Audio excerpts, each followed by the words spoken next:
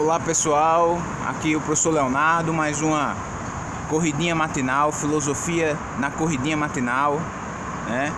Basicamente eu queria registrar aqui que essa corridinha foi especial, um dia maravilhoso, né? Todo dia é um dia diferente, todo dia é um dia mais especial. Isso tem a ver com o nosso combustível, o nosso oxigênio para fazer atividade física e também refletir, né? Porque, como diz os gregos, né? Mens sana corpore sano, né?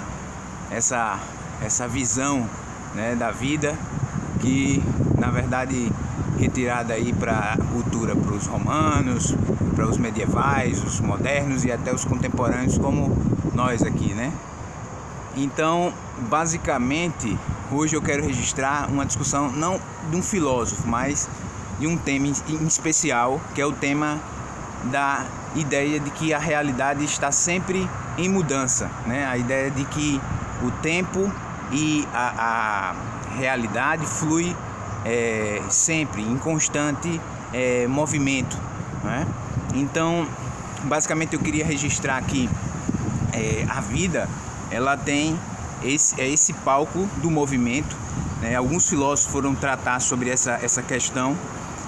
Alguns versaram sobre basicamente ontologia, outros foram para deontologia, para a ciência, e foram sempre trabalhando essa dimensão de mudança, essa dimensão de que as coisas estão sempre em constante mudança.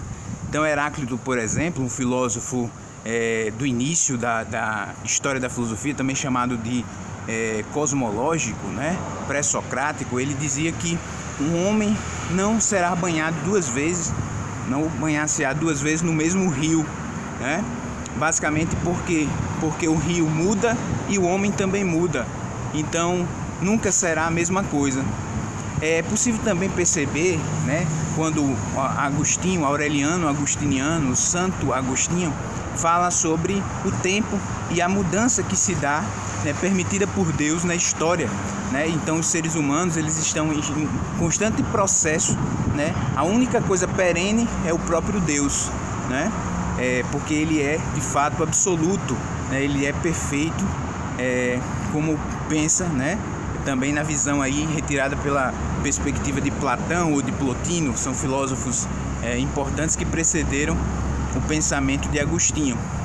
Então, basicamente, na modernidade, a gente pode perceber isso no idealismo alemão, na perspectiva de Hegel, né, quando ele vai falar sobre a dialética do espírito na história e essa constante evolução durante esses processos da história, em que há um processo de mudança constante, e essa mudança é sempre uma retomada, mas um novo começo, não é? É uma retomada do que foi e um começo de novas coisas, de novas perspectivas, de novas possibilidades. É aquela ideia de tese, antítese, síntese em fricção, a proposta de superação do novo, né? A retomada do novo que absorve também um pouco do que era, né? Então esse processo da vida de constante mudança, ele também é um processo de reconhecimento do nosso elemento histórico, né? Das nossas conquistas, daquilo que foi.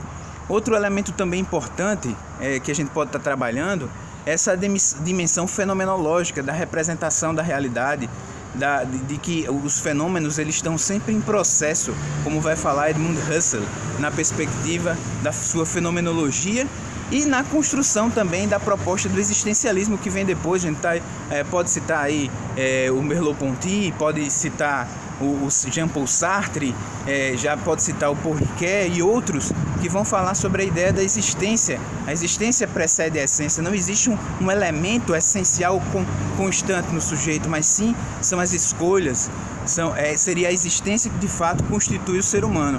Outro elemento importante, e aí destacando um pouco esse tempo que nós vivemos, é o pensamento de Zygmunt Bauman, que vai falar sobre a ideia da modernidade líquida, que está sempre em fluidez, a realidade está sempre em mudança, e dentro dessa perspectiva de mudança a gente tem que as crises que vêm sempre estão aí para ser modificada, porque o processo de crise é um processo natural e um processo de mudança também.